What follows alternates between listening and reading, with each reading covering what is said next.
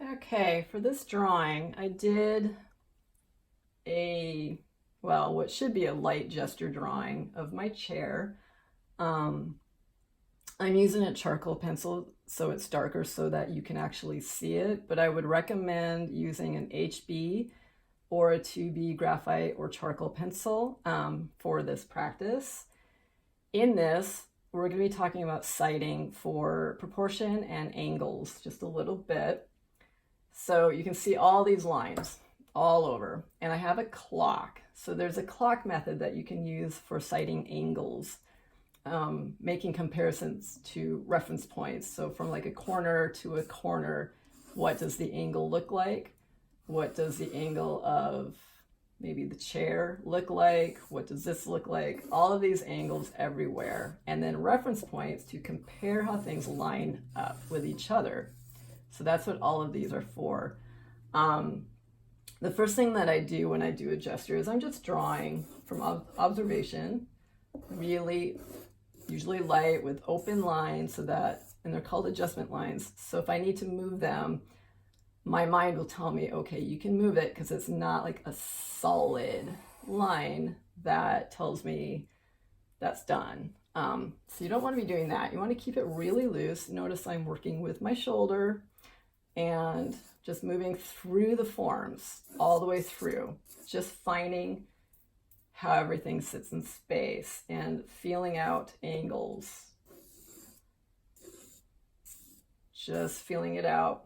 And you can use an extended gesture. You can do that for as long as it takes to get your drawing as accurate as possible. I'm not worried about inner detail, like the buttons and all that stuff. I'm just getting the structure. So I'm keeping it built on straight lines, which is much easier to work with, and then I can curve it out later, especially when you're dealing with angles.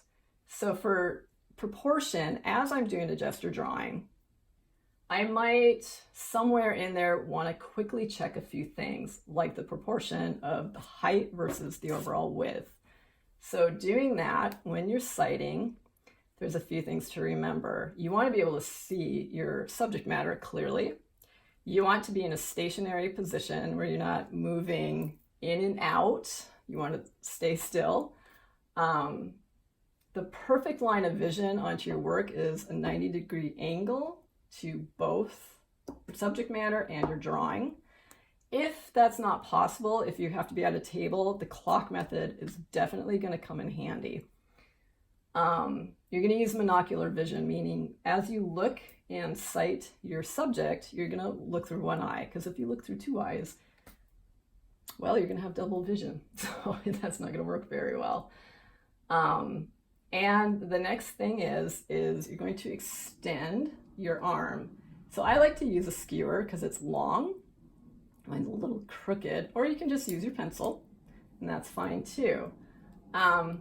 As I'm sighting, I want to pretend that I have a pane of glass between me and my subject matter.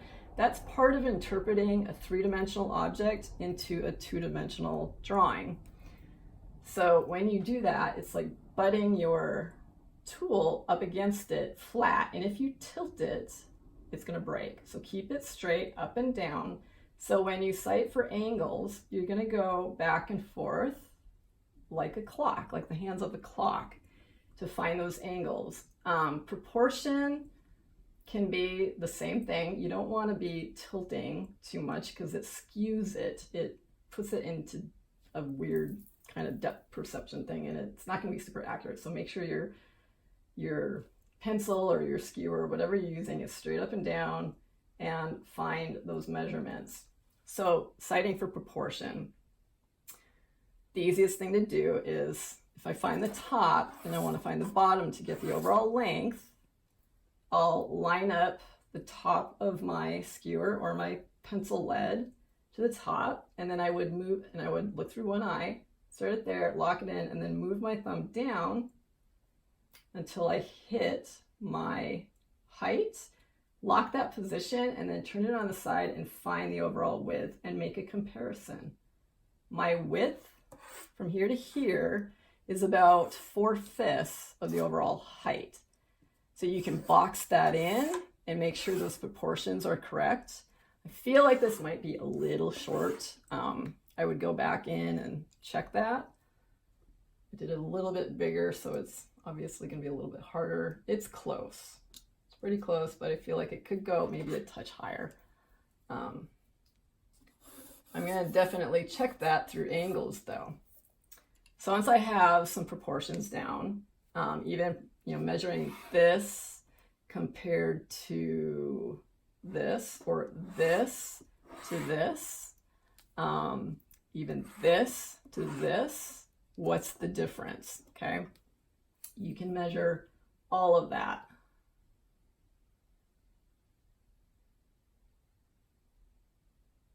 So this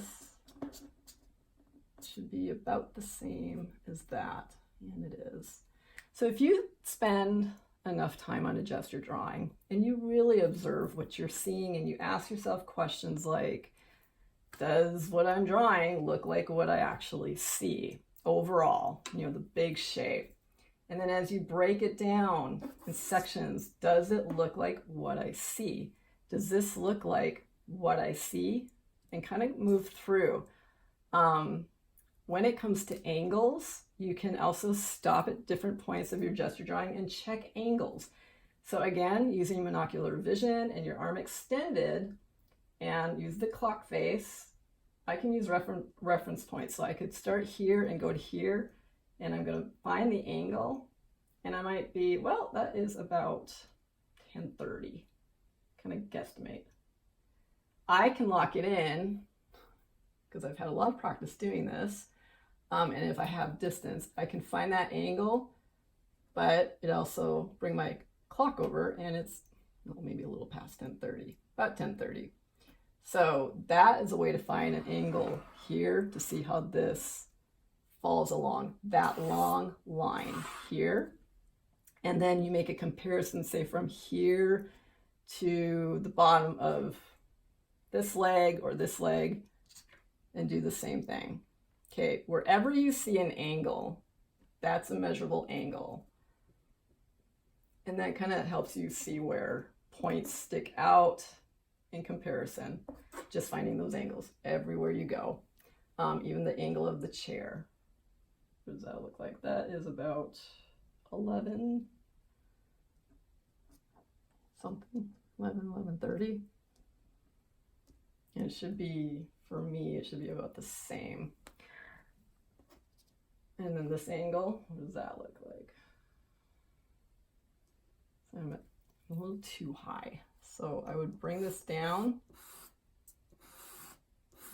And if you get too many lines, you can erase a few. That's no problem. I want to find the angle of this. I want to find every little measurement I can. Maybe this width compared to here and here. You can spend a lot of time on this. But like I said, as you draw, just keep everything straight. So don't worry about curves yet. Think about it being like a sculpture that you're blocking out and constructing, and then you cut the curves later. And that's about it. So when you do this, find a chair in your house, draw that. It's a really good thing, especially, because it has a lot of angles to it with, legs and negative spaces. That's another thing. As you have an angle and you line it up, as you look at your subject matter and you have it lined up, does this negative space, does this look like what you see when you have your pencil or your stick lined up from a reference point to a reference point and see that negative shape? That's really important, because negative shapes are part of the construction. So all of these, make sure you're looking at those. So when you have this going on, look at the triangle. It's called triangulation, and see what that looks like when you actually line it up? Does it look like that? Does the shape look like what you see when you line it up? When you do that kind of stuff and you make all these angle comparisons, and you can do it from even here down to here, that will tell you where the bottom of the leg is, bottom of the leg here to the bottom of the leg here and to here. You can do like the outside shape. Try to draw it in really dark so that you basically, this would be your block. That everything would be cut away. What do all of these measure out to? What are those angles? And then cut away.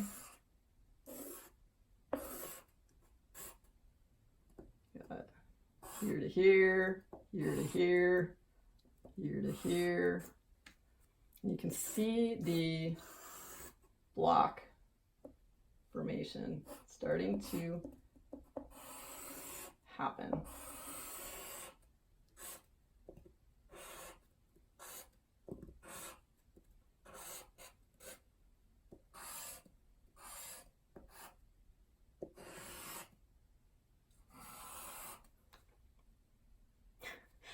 And even the side angles of the legs, those are all angles that you can use the clock method with. There's more information on this sighting thing. There's plumb lines, verticals and horizontals to see how things line up, but that's more for if you're doing a still life and you have multiple objects together. It's more useful there. For doing a singular object, really getting the overall proportion and playing with triangulation or citing reference points to reference point and finding those angles will be really helpful. So you can practice on many things that have different angles to it, have some negative shape. Should practice that, like a tea kettle or even a cup that has an angle to it for something simple. And you know, this takes a lot of practice. It's not something that will automatically click. It took, you know, after doing it for a couple weeks, if you're consistent and you practice, it will, you know, definitely sit with you. And once you know it, once you understand it, you always have it as a good tool in your toolbox for drawing, and you never forget it. So good luck and have fun with it. And if you feel like, you know, it's not going quite right, it's fine. You know, just remember the gesture drawing and remember, kind of always check, does it look like what I see? And you can get the gesture drawing pretty far along so that when you go to sight for angles, there's a chance that they may already be correct and you may not need to adjust very much at all. So the longer you do that gesture drawing and the longer you observe and keep it loose and keep it light before you get all these darker lines in there, you're going to have a more accurate drawing and you will have to rely on sighting much less. So that's it.